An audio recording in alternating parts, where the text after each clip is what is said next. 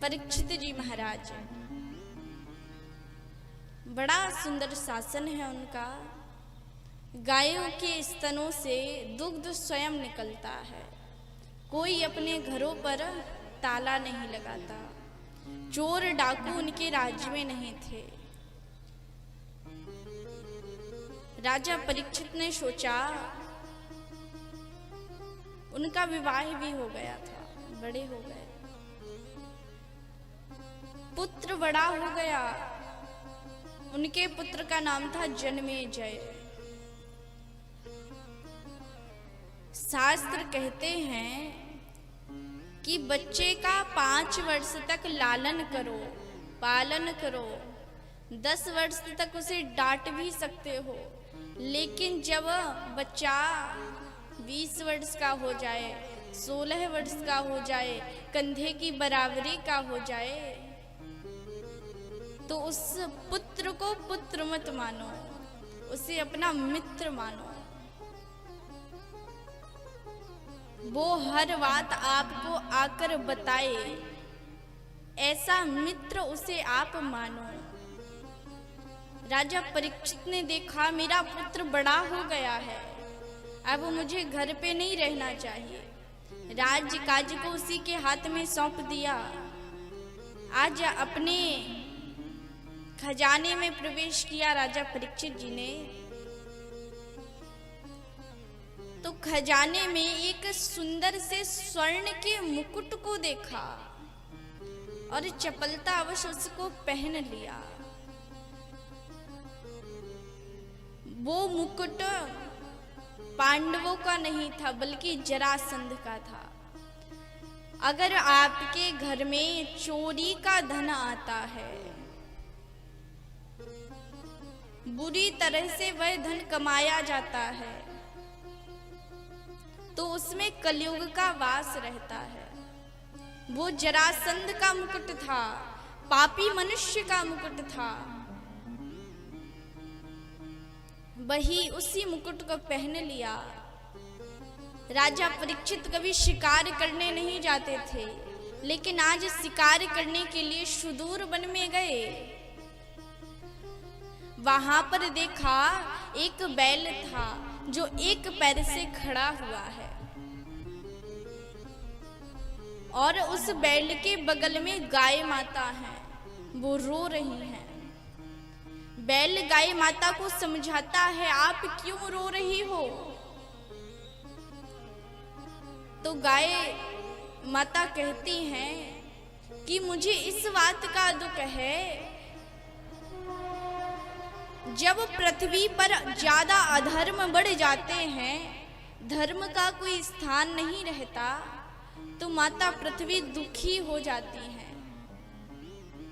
वो बैल कोई और नहीं, साक्षात धर्म था, और माता जो गाय थी वह स्वयं माँ पृथ्वी थी, रो रही थी। धर्म समझाता है।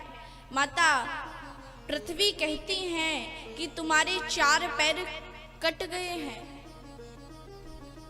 3 पैर कट गए, 1 पैर से तुम खड़े हो। पृथ्वी पर अधर्म बढ़ता जाता है तो माता पृथ्वी दुखी हो जाती हैं। धर्म को समझाती हैं, कहती हैं कि तुम्हारा यह पैर भी कट जाएगा तो मैं कैसे रहूंगी, अधर्म बढ़ जाएगा पृथ्वी पर। यह दृश्य को राजा परीक्षित जी ने देखा, उस बैल के पास में गए और उस बैल से कहा, तुम इतने उदास क्यों हो, दुखी क्यों हो? तुम्हारे 3 पैर किसने काट लिए? लेकिन बैल कहता है कि जो जैसा कर्म करता है उसी के अनुसार वैसा उसे फल मिलता है। मैंने पूर्व जन्म में कोई बुरा कर्म किया होगा, इसके अनुसार भगवान ने मुझे एक पैर का रहने दिया, 3 पैर काट दिए। हम जो कर्म करते हैं वह करो, लेकिन फल की चिंता मत करो। जब आप कर्म करोगे तो भगवान उसी के अनुसार आपको फल देगा। Focus on Karma, do not worry about the results. जो हमारे कर्म हम करते हैं उसका फल की चिंता हमें नहीं करनी। पहले कर्म करो, भगवान उसी के अनुसार फल देंगे।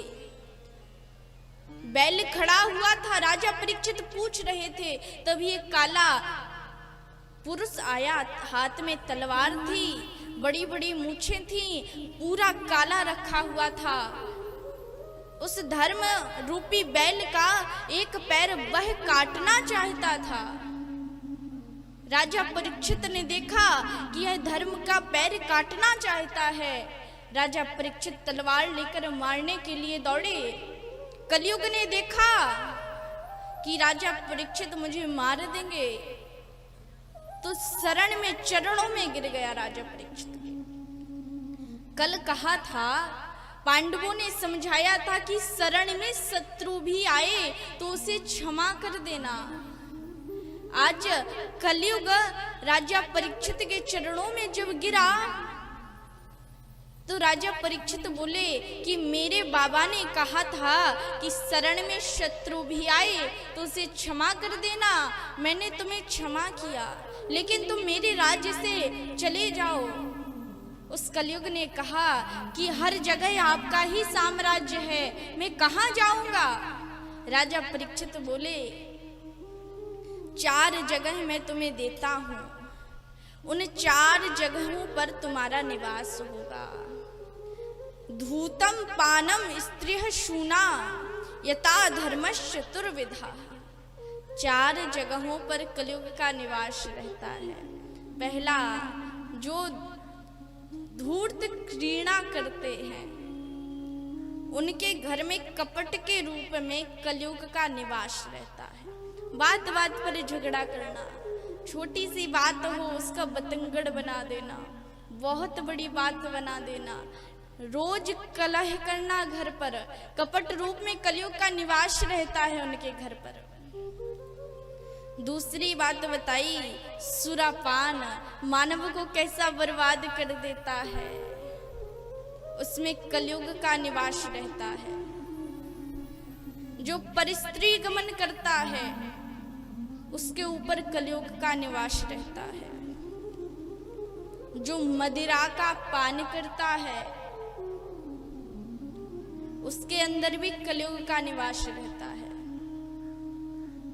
परीक्षित जी ने कहा, जाओ तुम, ये 4 जगहों पर तुम्हारा निवास होगा, तुम यहीं रहना।